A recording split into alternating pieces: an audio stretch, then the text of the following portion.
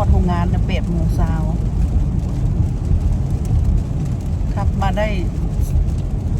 35 40 45 50เท่านั้นเพราะว่าบ่เห็นรถอากาศมืดมัวหลายบัดมาฮอดพี่เนี่ยฟ้าแจ้งสว่างละเด็กเสียงให้พี่น้องเบิ่งเด้อฟ้าแจ้งฟ้าแจ้งเรียบร้อย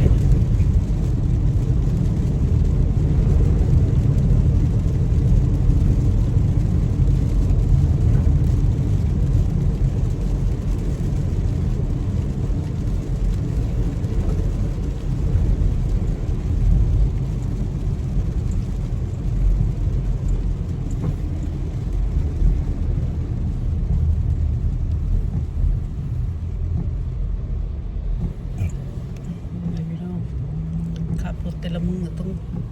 ไปประสบกับรถทั่วทุกมือไปการมาการ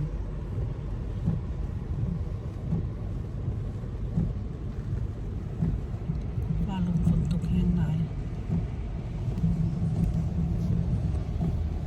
อากาศมืดมัวถ่ายอากาศให้พี่น้องเบิ่ง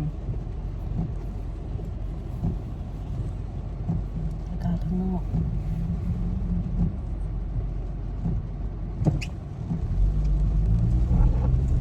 ข้างนอกฝนตกเมื่อไหร่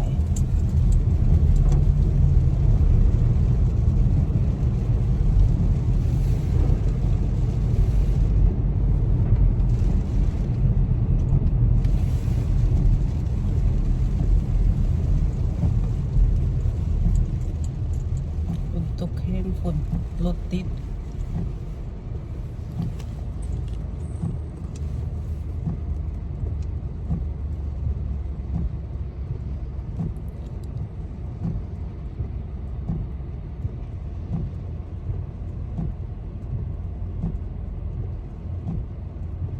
อากาศ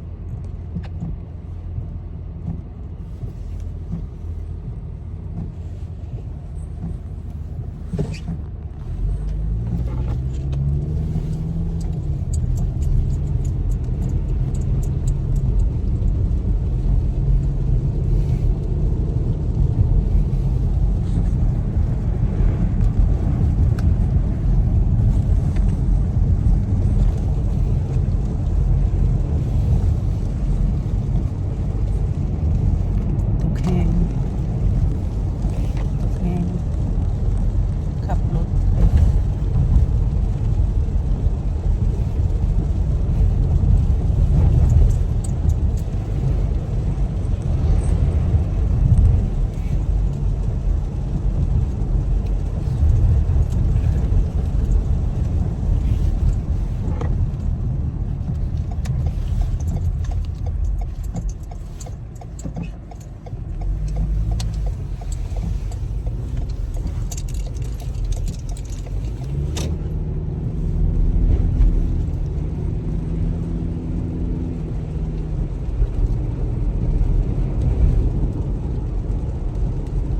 ลมฝนตกพี่น้องเอ้ยทางบ่เห็นฟ้าเห็นหมอกเมียงขับรถไว้กับบ่ได้เลนได้แต่35 กับ 40ไม่ไฮเวย์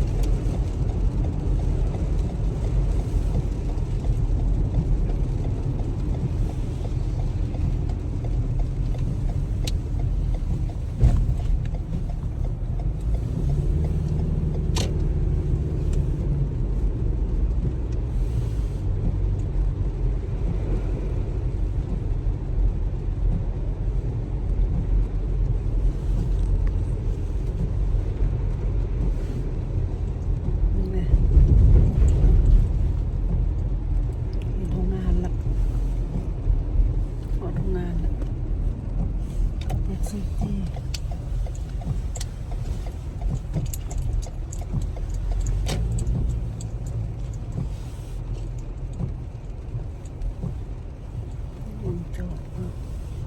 ผมมองนี่มองนึง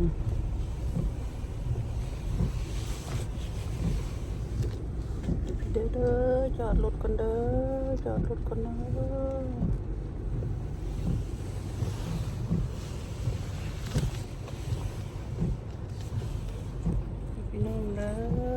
อโรงงานแล้ว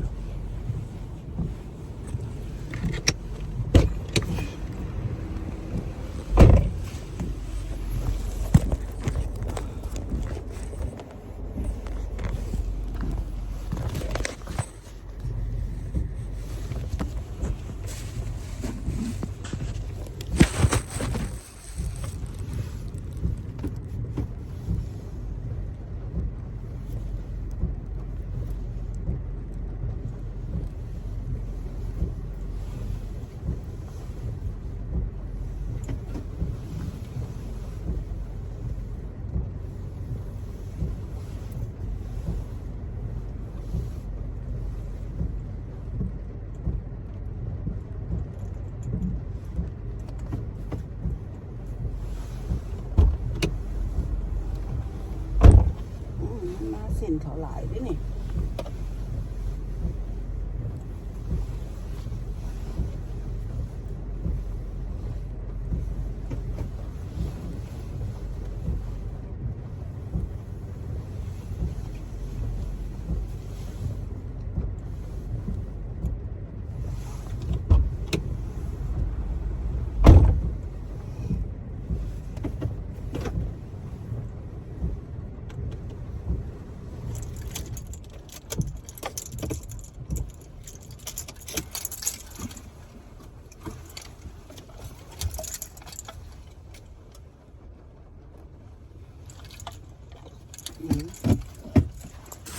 เบาอย่างเด้อตอนพอทำงานละ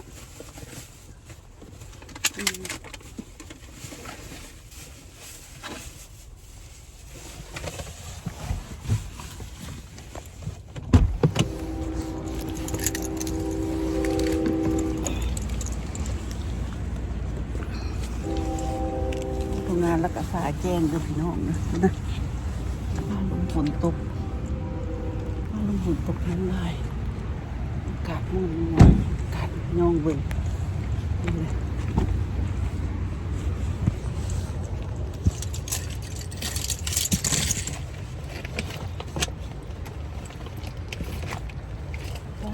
ครับรถเป็นสูง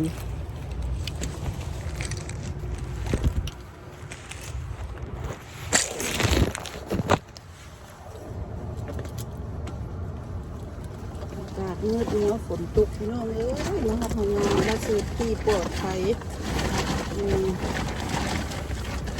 แต่ไปตั้งมาตามเข็มตะเบียงระวังขับรถขับราง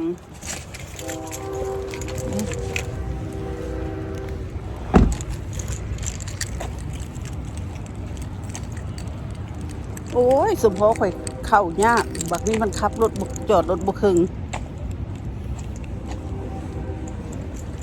ถ้าลุงฝนตกมืดมัวพอนะเป็นใต้หมอกบ่ใต้หมอกบ่ขี้เสือขี้เมฆรับไหลตุดพวกกำลังมา